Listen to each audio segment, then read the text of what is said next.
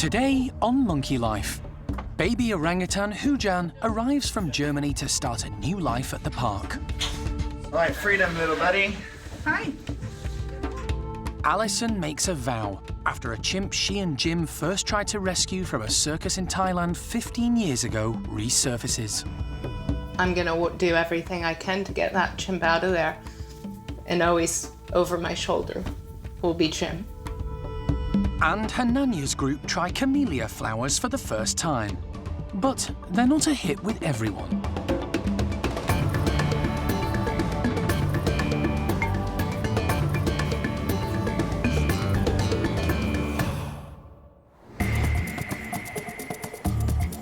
Monkey World in Dorset, buried deep in the English countryside, is the largest sanctuary of its kind on the planet. The team, led by Dr. Alison, rescue and rehabilitate abused and unwanted primates from all over the world. Everybody's well aware that they need to be looked after carefully. The park provides a home for more than 260 monkeys and apes from 24 different species.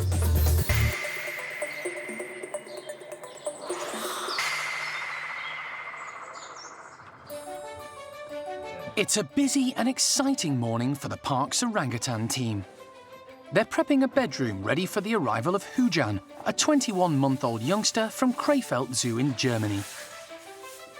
The team are highly experienced at looking after baby orangutans, but the plans for this little male are slightly different. Hujan would be the 8th orphan from Europe that we would have received into the orangutan nursery, but right now we're a little bit full over there because we've got both Jin and Sylvester, who are just turning into beautiful sort of adult men now. And so we need to find a new home for them. To stack another little boy in there, I'm worried that it might start building tension in there. So what we're gonna try and do is actually introduce Hujan into Tuan's group. Hujan was rejected by his mum and hand-reared by staff at Krefeld. But he has spent time in the company of adult orangutans, so the team are hoping that this group will be a perfect fit. It's led by Tuan, who, at probably more than 35 years of age, is the oldest orangutan at the park. He's a great father figure and wonderfully playful with the youngsters. Hujan will also have 3 adult females to mother him: Roro, Lucky, and Ame. Plus, there's a possible playmate in 5-year-old Huan. While the team continue their final preparations at the park, over in Germany, it's been an early start and it's going to be a very long day for little Hujan. Primate carer James from Monkey World has spent the last 2 days getting to know him and establishing a bond. With the help of Hujan's keeper, Ava, he's now putting the finishing touches to the travel box. So one is enough for... I think so. It would always take my coat off for him. So put his food inside. Okay. When the team arrived from Monkey World, the box was placed inside Hujan's bedroom, giving him time to get used to getting in and out of it. So... To entice him in, Ava offers him a bottle of milk, which he happily takes. Oh boy. Is it empty? Let me show. And down. Right. That was easy. Good job, Eva. Yes. Wonderful. He's eating now. Cool. So Brilliant. very cool. The planning and training has paid off. That's gone brilliantly. He's very, very relaxed in the crate, eating, drinking in there as soon as we put him in. So all the training with him was worth it. Really good job. Really pleased. Handle. 12 kilos. Hujan seems happy and relaxed as he's loaded into the van. Ava will be coming back to the UK with them to help to keep the youngster calm and settled during the journey. Okay. Everything is ready. All happy? Yes.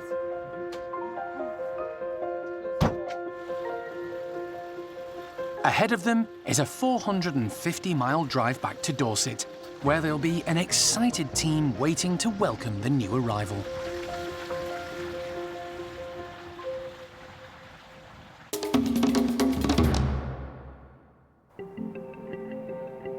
Monkey World was set up by Jim Cronin in 1987 to rescue and rehabilitate primates from all around the world. Since the original group of 9 chimps arrived, the park has grown to accommodate more than 260 individuals. But the fate of one chimp she and Jim couldn't help has been a constant concern for Alison. Circumstances beyond their control meant they lost track of her, until now. It's very exciting. After 15 years of searching for a chimpanzee called Nari that Jim and I found all of those years ago, I finally got the thumbs up, and I think we're going to be able to bring her back to the park. Cannot even believe it. Back in 2003, Alison and Jim were conducting an undercover operation in Thailand, trying to track down illegal smugglers of primates in Southeast Asia. There, they came across a young chimp being forced to perform in a circus at a Thai amusement park. Jim and Alison were shocked by what they witnessed. I don't know. I mean, maybe some people appreciate seeing animals do silly circus tricks, but all I could do was sit there and think, what is the matter with that chimpanzee? Does she need medical care now? What can we do to help? And at the end of the show, I remember going up to the side of the ring and making chimp noises at her, and she came running over. And that was my first point of contact with Nari. So life was grim. A lot of animals die in circumstances like that, especially having been smuggled from the wild. So it's a testament to Nari's sort of strength that she survived all of that. If there were ever a chimp that deserved getting a family back again, it's Nari. Most of Nari's teeth had been knocked out, leaving her with only 4 molars and deforming her face. Jim and Alison were so shocked at her physical condition, they decided there and then to make it their mission to bring her back to Monkey World. They publicised her plight, and Nari's story made it onto local TV and radio stations in the UK. People are really, they want some answers, they want to know what's happening. And luckily the paper's been following it up as well, so it's been a massive response. Everybody really cares and wants to know what's going to happen. And thousands wrote letters and emails pleading for Nari to be rescued. Nari was confiscated from the amusement park, but then very quickly, just as quickly, she was made to disappear. And we couldn't get from any of the authorities in Thailand where she had been, who had taken her, where she had been taken, what had happened to her. She was simply gone. For 15 years, Alison heard nothing, despite constantly contacting the Thai authorities. Then, she got a phone call about a female chimp being looked after at a rescue centre south of Bangkok. It sounded remarkably like Nari. Alison got on a plane. I can confirm Nari is alive and well. She's living at a government rescue centre in Thailand, quite a ways outside of Bangkok. She's fit and healthy. She's like a little tank. She's lovely as she was from the day that Jim and I met her. Really kind. I got a big welcome hello and straight over to the side of the cage, itching for attention. Great to see that the people who are caring for her really do care for her. Her keeper is going to be devastated. She has one man who looks after her, who's her main keeper, because everybody else is a bit frightened of her, and he loves her to bits. So that's been a good and a steady source of companionship for Nari when she's been at the centre, because otherwise she's living in a big metal cage all on her own, so there's not a whole lot going on to keep Nari busy and active. Now, after months of negotiations and correspondence with authorities in both Thailand and the UK, It looks as if Nari could be on her way to Monkey World. I'm cautiously optimistic that I'll manage to get this sorted, but at the same time, we're going to have a lot of hurdles to overcome in order to make sure that all governments, both in Thailand and here in Britain and within Europe, are happy that this chimpanzee needs to be moved to be given a family of her own kind again. So everybody's on board. Nari's got everybody's hearts in her hands now, and I think it's going to work. I think we'll get her back to the park. It's the culmination of a dream for Alison. I'm going to do everything I can to get that chimp out of there, and always over my shoulder will be Chimp.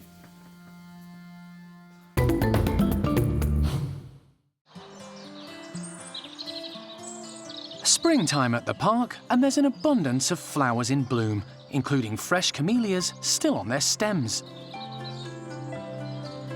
It might not appear an obvious snack for a group of chimps, but it's the type of treat they might forage for in the wild. Primate care worker Wendy is spreading the flowers around, making the chimp's enclosure look very colourful. Anybody would think it was Valentine's Day, so we're going to give them flowers. It's not, of course. It's way past. We've been taking a little bit extra time to do this, so the guys are getting a bit excited. So let's see their reaction when they come out. The flowers are a first for Hananya's group of 18 chimps. In the wild, the primate's natural diet is pretty opportunistic. They eat seeds, nuts, leaves, fruit, and even eggs and meat. These flowers are brightly coloured with a strong scent, so they should catch everyone's attention. The group are let out, and surprisingly, it's low-ranking Cookie leading the way. But she wisely leaves first pickings to the higher rankers following behind. Second in command, Simon is the first chimp to try out the camellias. Seems they may be an acquired taste. Johnny thinks so too. As a high-ranking female, she's duty-bound to give them a try. But she's not exactly wolfing them down.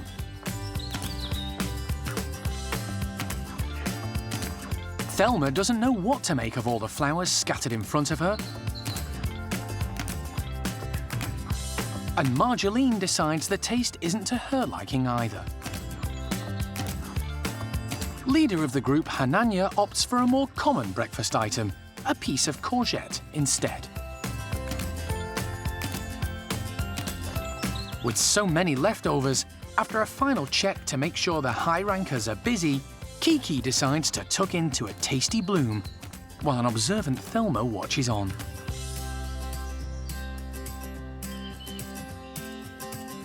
Eventually, the group cotton on to the fact that camellia flowers are pretty tasty after all, with the females leading the way.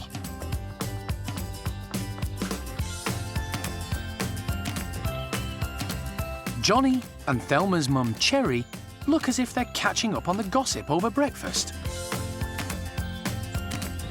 Thelma tucks in too. But then, with such a doting family, life for this little chimp is always a bed of roses.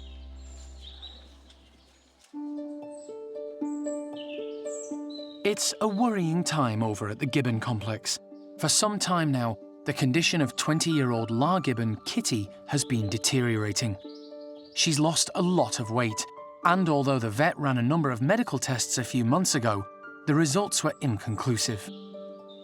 Unfortunately, they haven't actually given us a diagnosis of what's going wrong with her. So we have to give her another sedation today to try and get some more ideas. We will do some more blood tests and ultrasounds to try and get some answers. Kitty has lost a lot of body hair and is no longer the magnificent, fluffy black gibbon she was a couple of years ago. The hair on her back has turned silvery white. Vet Dave Harding has been called in to take another look at her, this time using an ultrasound, in the hope of getting to the bottom of her condition. Any preference? No, but can I have a bigger syringe? Anaesthetising Kitty again was not an easy decision. On the last occasion, her heart stopped, and it was touch and go whether she would pull through. She did crash. She crashed hard and fast. So obviously that is a major concern for us today. You know, this has been a difficult decision to go ahead and do this today, but really we kind of have to try and find if we can actually fix her. Kat administers the anaesthetic. Good girl, Kitty. Good girl. Laura, done. As soon as she's sedated, Kitty is taken to the park's hospital. Once she's safely intubated and Dave is happy her vital signs are all good, he can proceed with the examination. He starts with an ultrasound. The lights are dimmed so he can get a good, clear picture of Kitty's vital organs. Right, is this the liver? Yep. And check there are no abnormalities. Heart on the other side. Terrifyingly slow. Or anything sinister which may be the cause of her condition. Don't see anything obvious, I'm afraid. There's nothing there that's hugely terrifying. I can't see any masses or anything in there, which is good. Dave takes a closer look at Kitty's heart. There seems to be a bit of irregularity around here. It's hard to tie that in with the symptoms that she's showing. I don't have any answers, really, based on that. With the ultrasound complete, Dave now wants to take a series of X-rays so he can compare them with those taken 3 months ago. We can see if anything is worsening, but I just want to get another X-ray really to see the lungs and any skeletal structures that might be giving us any further clues, but yeah, at the minute I'm not quite sure, I'm afraid. A study of the day's X-ray reveals that nothing has changed. Nothing dramatic. I couldn't see anything on the last lot and I can't see anything on these ones.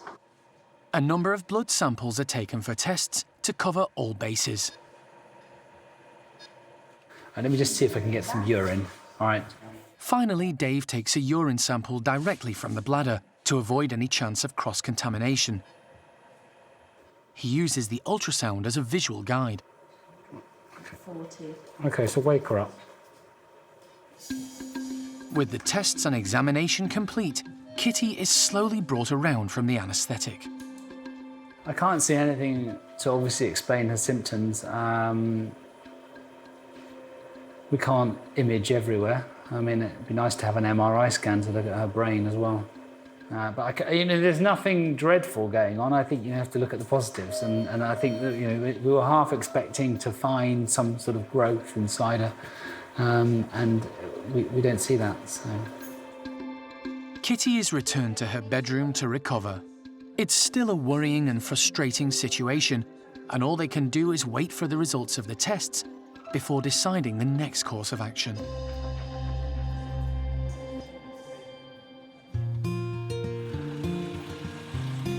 Following an early start and a 450-mile journey from Krefeld Zoo in Germany, Hujan has arrived at the park in Dorset. Hi, nice to meet you. Diana, Eva, nice to meet you. Alison and an excited team are waiting to greet him. Hey, Squeaky Man. He was so relaxed during the drive. It's funny, in some of the photos he looks a little bit bigger, and then in others he looks like a baby. He's quite small. Yeah. They're keen to get him out of his travel box and into his bedroom as soon as possible. Welcome, welcome. This is Hujan room. Hujan won't be introduced to his new group just yet. The team have purposely put him in the end bedroom, so he can't be stared at by the other orangutans. This way he gets to smell, hear and glimpse the others without being overwhelmed. Go ahead. Good boy. Intrigued, little Huan tries to get a look at her new playmate. All right, freedom, little buddy. Hi. A slightly cautious Hujan takes his time. Oh, that's good. Was hier los, huh? There's a lot to take in. But with encouragement from his German keeper Ava and his new best friend James, it doesn't take long for him to start exploring his new surroundings. The team are impressed. Fantastic, what a lovely little boy, and so confident, like straight in there, out of the box, exploring everything. Doesn't need anybody's help, thanks very much. Really lovely little boy, so I think he's gonna fit in with all of the others really nicely. Just have to get him settled in for tonight, you know, first night here. I think James might stay the night in here with him because we don't want to begin introductions with any of the others. It's late in the afternoon now, so he'll have his last milk drink, bit of food. We'll begin sort of with a basic meeting with the mesh with Lucky tomorrow. All signs are good. Should be a very interesting day tomorrow. Hey. Orangutan team leader Jano is equally captivated, and the feeling is mutual. You are. So, yes, you are a good climber.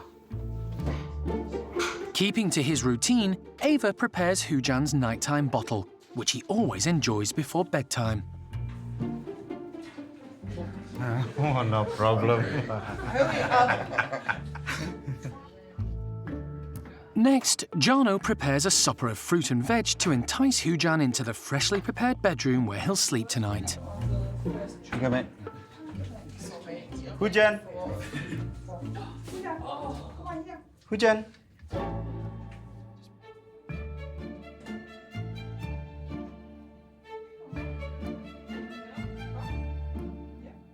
It's been a long but satisfying day for all. The next adventure for little Hujan will begin when he starts to meet his new family.